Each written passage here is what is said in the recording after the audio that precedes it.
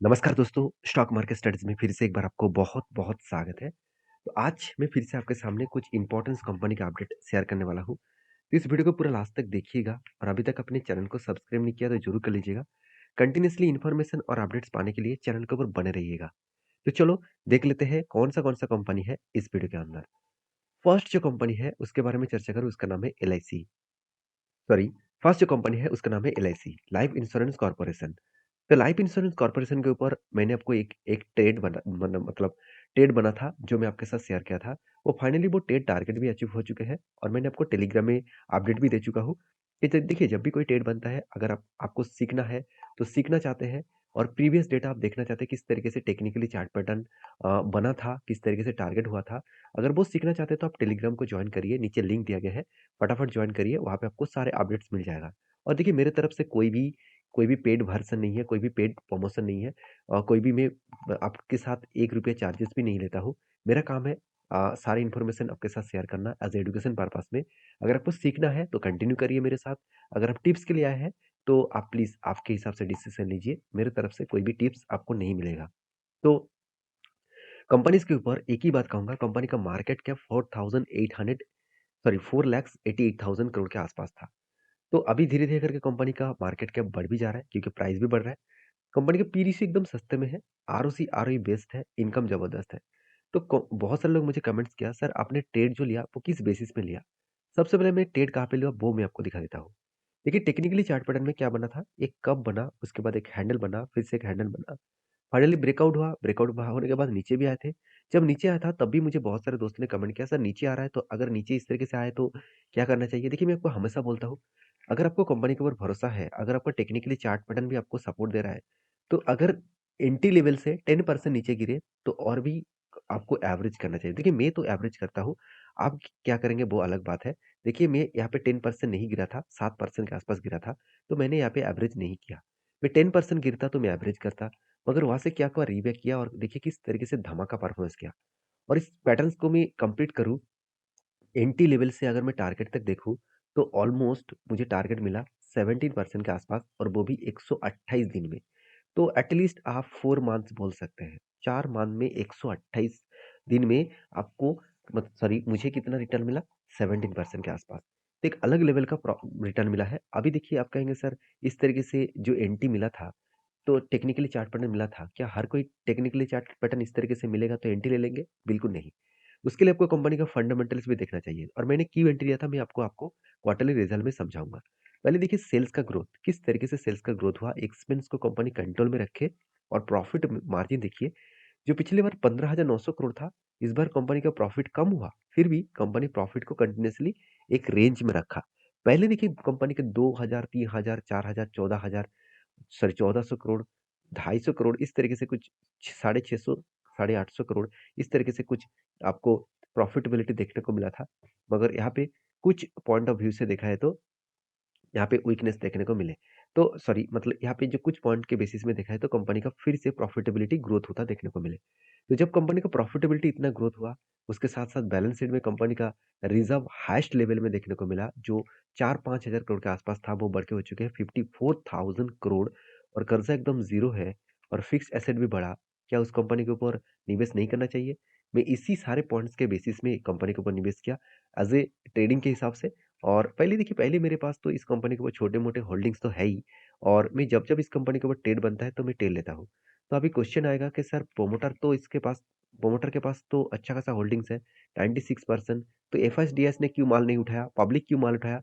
देखिए प्रोमोटर के बाद एफएस और डीएस के पास ज़्यादा होल्डिंग होगा। कब होगा? जब प्रोमोटर खुद माल बेचेंगे। 96% के आसपास होल्डिंग है।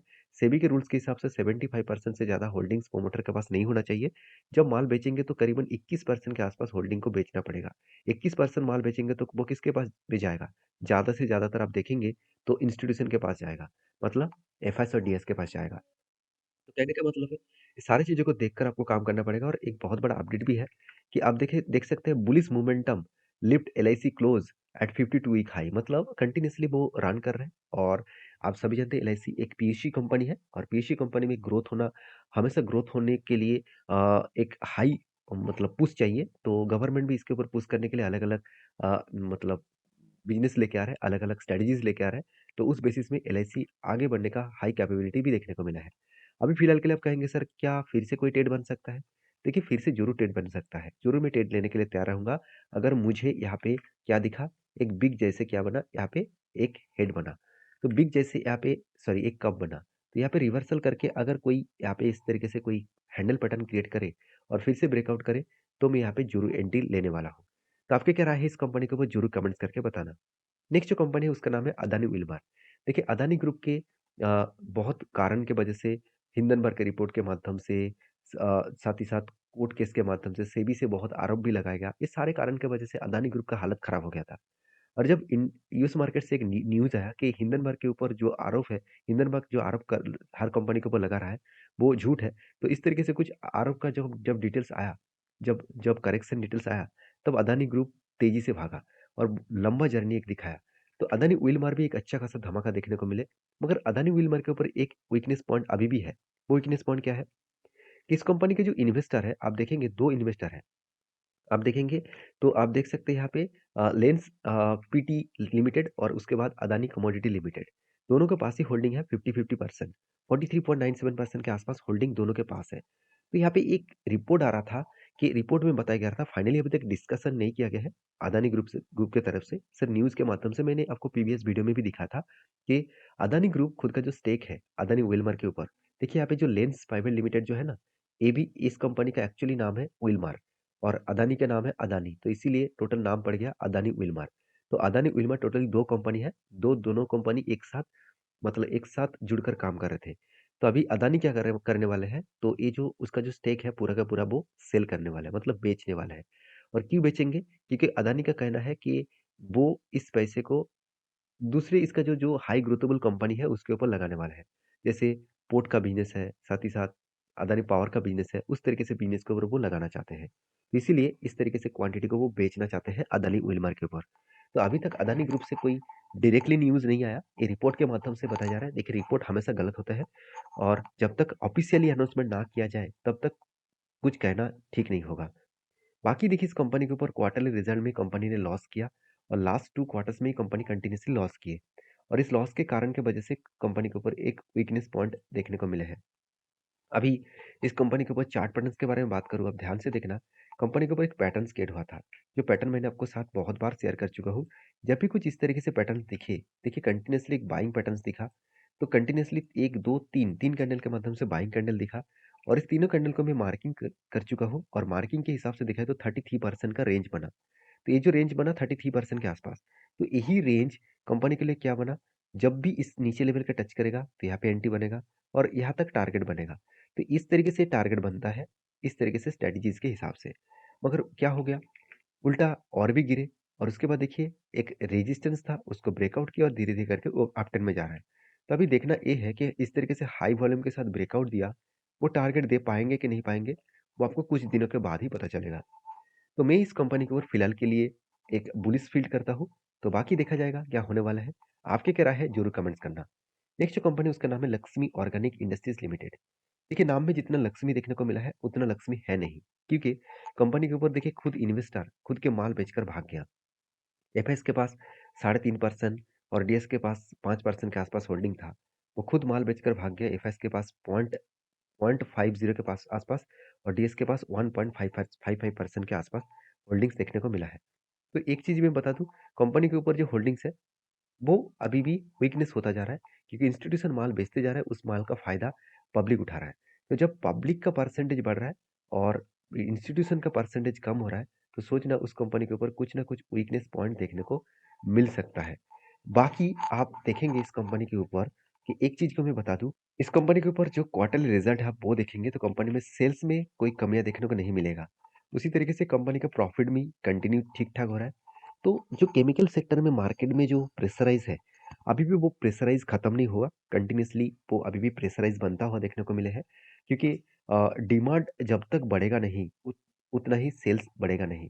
तो डिमांड बढ़ना बहुत जरूरी है। तो डिमांड कब बढ़ेगा, वो एक रिपोर्ट के माध्यम से बताया जा रहा है कि 2025 के बाद इस केमिकल सेक्टर का डिमांड बढ़ने का चांसेस है। देखिए चांसेस है, यहाँ पे कोई 100% 100% गारंटी नहीं है कि उसका डिमांड बढ़ेगा करके।